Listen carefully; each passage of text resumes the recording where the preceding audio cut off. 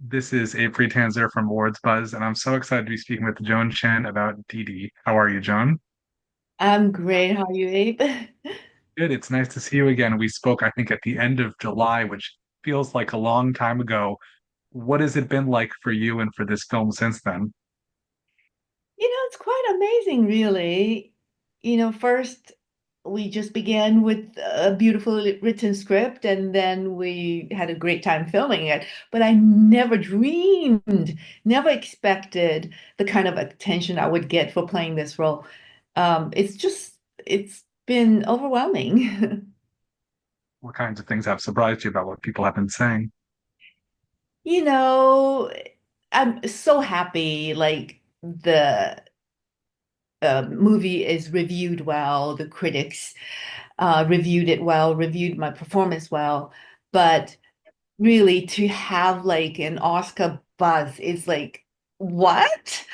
Never expected that. I been in, for instance, The Last Emperor, which won 9 Oscars.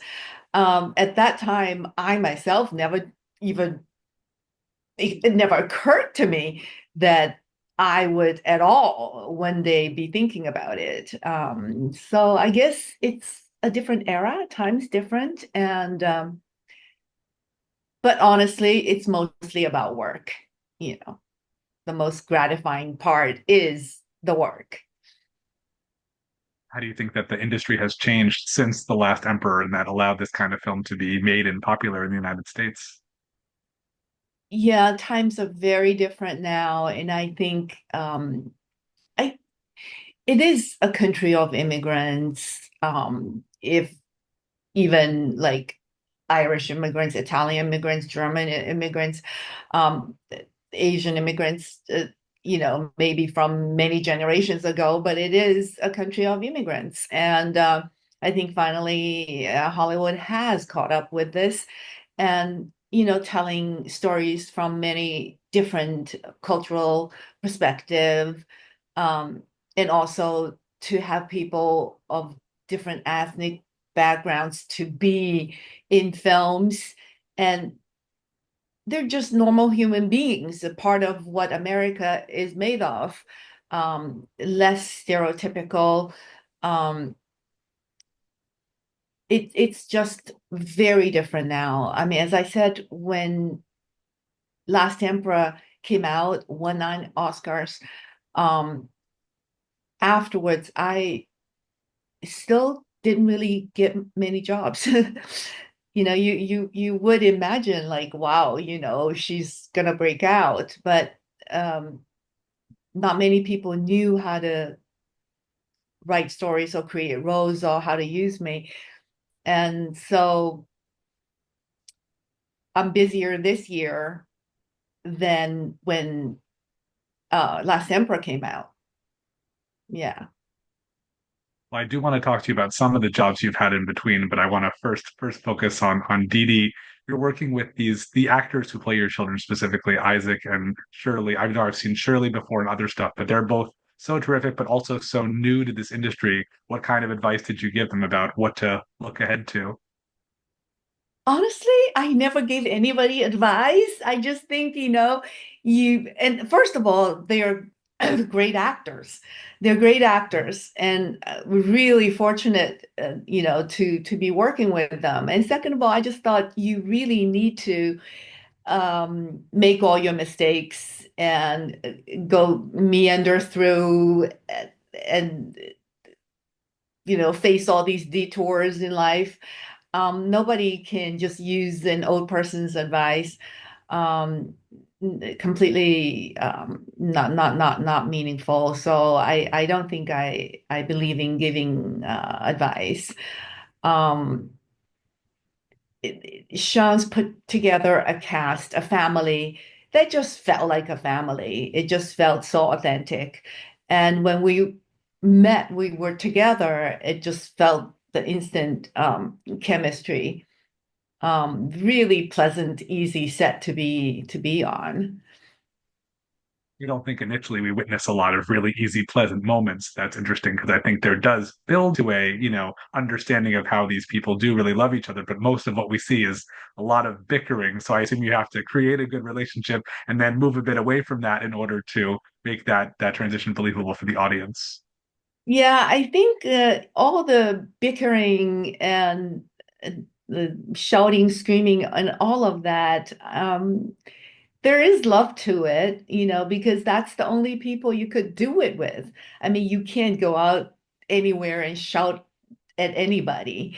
It's almost, when I get shouted at by my children, eventually, of course, it's hurtful, but eventually you understand it's almost your privilege. It's like they wouldn't do it to anybody else but you. That's the only person they could do it to.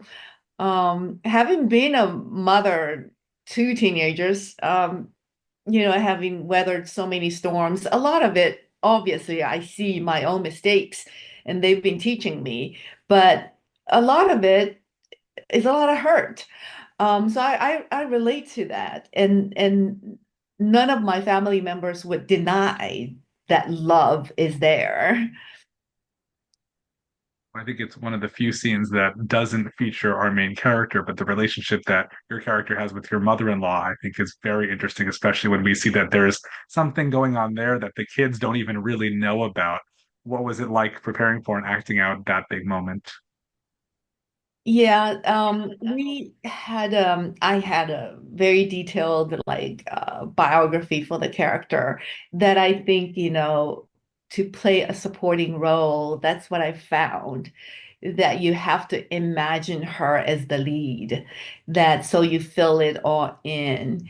And that I imagined the husband character basically probably has almost like another family in Taiwan, and I'm just taking care of the mother-in-law as well as she is watching me, supervising me, and the character Chung Seng is is stuck between like trying to be the best mother she could be and being a bad daughter-in-law.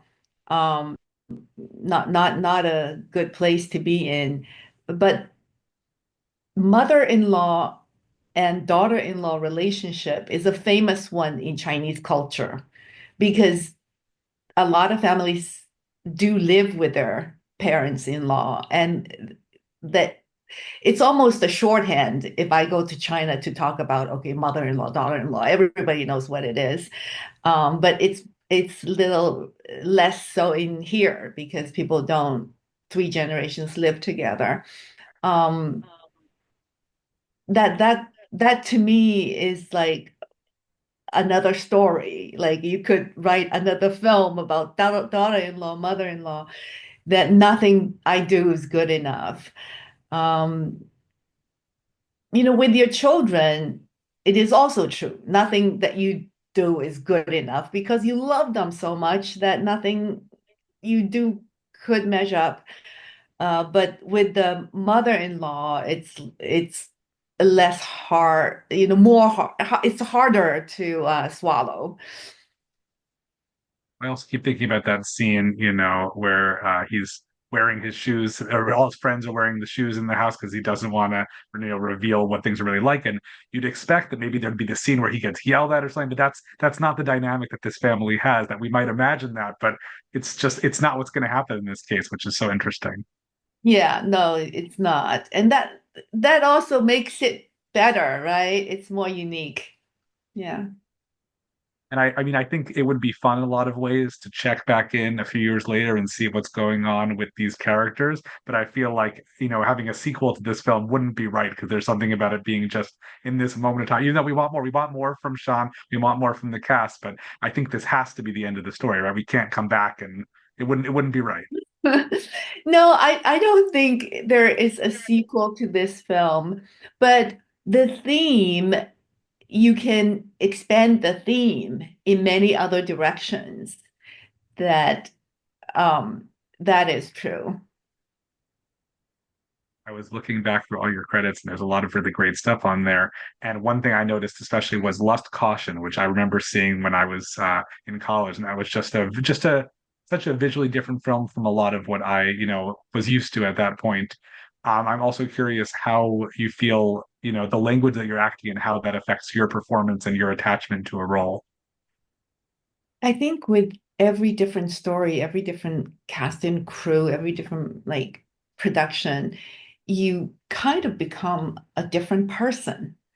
And I think that's what's most enjoyable of being a performer is that we could express that facet of ourselves, different facets of ourselves in different productions and just be an entirely different person. I mean, if you look at Mrs. Yi in Lust Caution and Chong Sing in Didi, they're two different people, but that's what we all have. Actually, every individual does contain multitude, and that's what I love about this work. It's just you can live so many lives. Um, and from every film, you learn something about yourself that you can see, like, yes, I can identify with that. And sometimes, like, how come I can't identify with that? You're surprised, but you do. Um, when Ali asked me to play Mrs. Yi, um, all I needed was I asked him, I said, well, is she aware throughout? Is she aware of this husband doing everything he's doing? And Ali said, yes. And when I know that, then the entire character is always subtly there because she knows. Actually, that is the movie that taught me about how to best play a supporting role. Even sometimes maybe you won't see it on the screen, but the actor can feel it. There is a scene in Lust Caution where they're just listening to Shanghai Opera, and the husband is going through whatever he's going through. With the husband also has ex-lovers who are my mahjong partners. So I was like, how do I have to sit there and I know I may not get a close up or something, but I am here. So how do I feel this moment when they're doing their thing and I'm watching the show? And then I realized that I have to imagine this scene is all about me. That okay, so I've always come to see this singer. The singer is my eye candy, or even possibly we had a thing. And just when you fill up that character and imagine her as the lead, that moment has become full. It is now full. And you sit there with complete confidence. And that's how later on, when I get a supporting role, that's how always how I prepare for it. And then Chung Sing, we had a detailed biography of her. I want to ask you also about Twin Peaks, but I'm sure we could talk for several hours about the experience of working with David Lynch. But how does that whole experience, hold up so many years later, and what is it like just getting to work with someone like him? Yeah, he's just fantastic. So spontaneous, and come up with things that's so different. When I first met him, when I first read the pilot, the character was written for an Italian lady with Italian name, but since I saw, Blue Velvet, and I understood that this is also the same type of incestuous little town with this exotic element that you have no idea who she is. And so I knew I could fill this part, even though I am not Italian. Um, and he was open-minded enough to go with it. It was interesting, really, because other than the pilot, we didn't have any other scripts. When the pilot got picked up, we start to read script a few days before filming. And that's when I began to be surprised again and again reading the script. I was like, oh, that's who Josie is.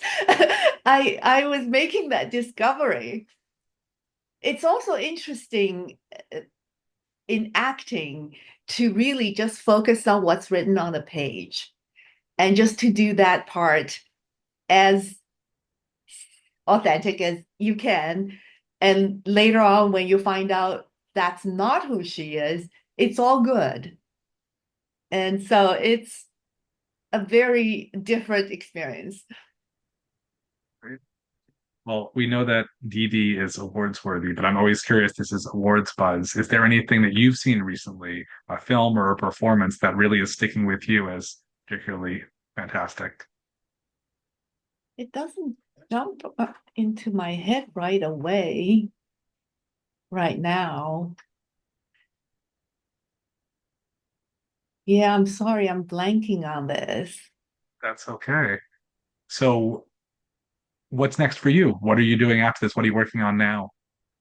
Um, okay, I did the reimagining of Ang Lee's The Wedding Banquet, and then I did Michael Showalter's Christmas film Oh What Fun alongside Michelle Pfeiffer. And then I did one that I really loved and feel very proud and looking forward to seeing. It's a Quebec film, shot in Montreal, that I played. It's been a long while that I didn't play such a full, complete, and complex and rich lead role. So that's